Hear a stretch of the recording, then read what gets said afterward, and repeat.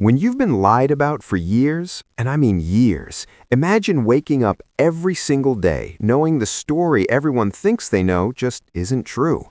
Imagine watching headlines snowball, talk shows debate your character, strangers online argue over something that never happened the way it was told, and you can't correct it. You don't clap back. You don't do a tell-all.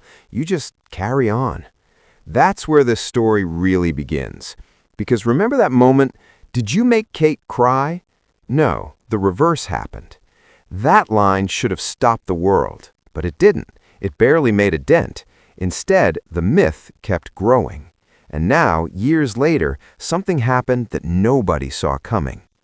Oprah Winfrey. Yes, that Oprah. The queen of daytime TV, the woman whose couch has launched 1,000 cultural earthquakes. She stepped onto a live stage and did something that rewrote the entire royal narrative in one single moment. She apologized.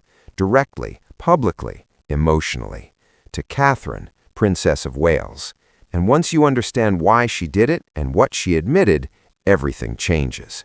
So yeah, stick with me on this one. And if you're into royal deep dives, slow burn scandals, and watching truth crawl back into the spotlight, you're gonna want to like this video, maybe subscribe, and definitely drop a comment because this one hits different. Let's rewind. Back to 2021, the interview. You know the one. Harry and Meghan sitting across from Oprah in Montecito, soft lighting, serious faces, revelations dripping out one by one, allegations of cruelty, of silence, of racism, of emotional collapse behind palace walls. It was billed as their truth, and Oprah didn't push back. At the time, most people didn't notice or didn't care. The interview went nuclear overnight. Clips were everywhere. Headlines screamed. The royal family was painted as cold, outdated, even cruel. And Catherine, who wasn't even present, became collateral damage. Remember the bridesmaid dress story? Meghan said Catherine made her cry. That was it. That was the soundbite. Simple, clean, villain and victim neatly assigned. But here's the thing about simple stories. They're usually wrong. Over time, cracks started forming. Books came out. Palace sources spoke quietly. Harry's own memoir complicated things. Turns out both women cried. Turns out emotions were high. Turns out Catherine apologized. Turns out flowers were sent. Not exactly the evil mastermind narrative, is it? And then there was the nickname thing, Waity Katie. The years Catherine was mocked for waiting to marry William, her weight scrutinized, her silence mocked, her restraint treated like weakness. So while Meghan was being applauded for speaking her truth, Catherine was doing what she'd always done, absorbing the blows quietly. Years passed, and something shifted. By 2025, Oprah wasn't celebrating that interview anymore. If anything, she was avoiding it. People close to her noticed. She stopped referencing it with pride. In conversations with Gayle King, she softened.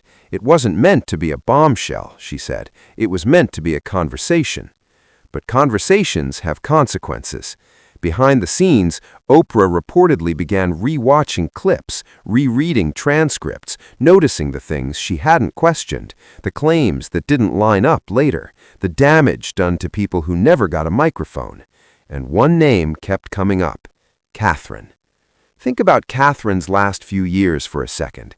Health battles, a cancer diagnosis handled with heartbreaking dignity, 3 children to protect, a husband carrying the weight of an institution, endless tabloid speculation, and not once did she go on TV to defend herself. She showed up. She smiled when she could. She disappeared when she needed to heal. She focused on early childhood development, on mental health, on raising children who still do school runs and wave shyly at cameras. Grace under pressure doesn't trend, but it lasts. Apparently, Oprah noticed. So when she announced a live broadcast in 2025 teasing reflection and truth, people expected drama. What they got was something else entirely. The lights dimmed. Oprah walked out, composed but not invincible. And after a bit of career reflection, she stopped. "I've been thinking a lot about that interview," she said. You could feel the room change. the one with Harry and Meghan. It was meant to give them a voice, but looking back, I see how it hurt others. Pause. Especially Catherine. You could practically hear the internet gasp. Oprah didn't hedge. She didn't dance around it. She admitted she hadn't pushed hard enough, that unverified claims became global truth. And then she did something that almost never happens in media at that level.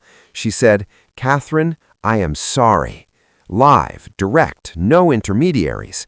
She praised Catherine's strength, her restraint, her role as a future queen, her commitment to family, to service, to causes that actually help people rather than headline hop. Without naming Meghan, Oprah dismantled the narrative. She talked about how stories like the bridesmaid incident were more complex than presented, how pain can be real without being weaponized, how silence isn't guilt, sometimes it's integrity.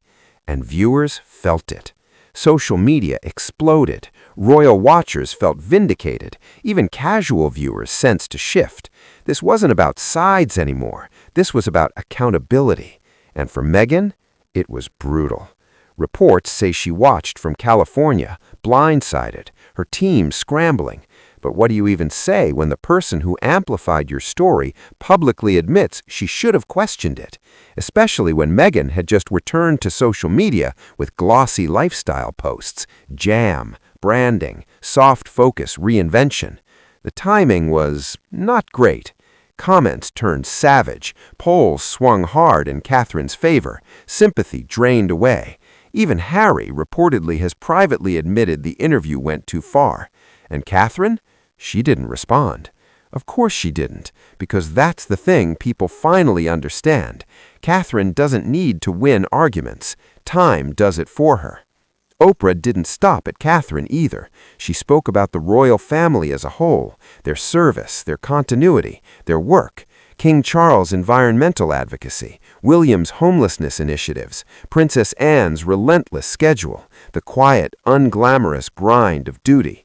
It was a full reframing, and Catherine stood at the center of it, the glue, the bridge between tradition and modernity, a future queen who leads without shouting. So where does that leave Meghan? Honestly, isolated.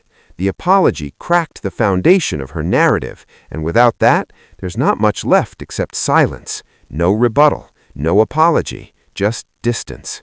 Could there be reconciliation someday? Maybe. Catherine is known to forgive privately, but it would require something Meghan hasn't shown yet: accountability. And that's the real lesson here. You can tell your story, but if it bends too far from the truth, eventually the truth circles back, sometimes live on stage in front of millions. Oprah's apology wasn't just about the past. It was a signal, a course correction, a reminder that integrity still matters. And for Catherine, it was long overdue validation. She didn't need it, but she deserved it. So what do you think? Did Oprah do enough? Should Meghan respond? Does this change how you see that interview now? Drop your thoughts in the comments. I genuinely want to know.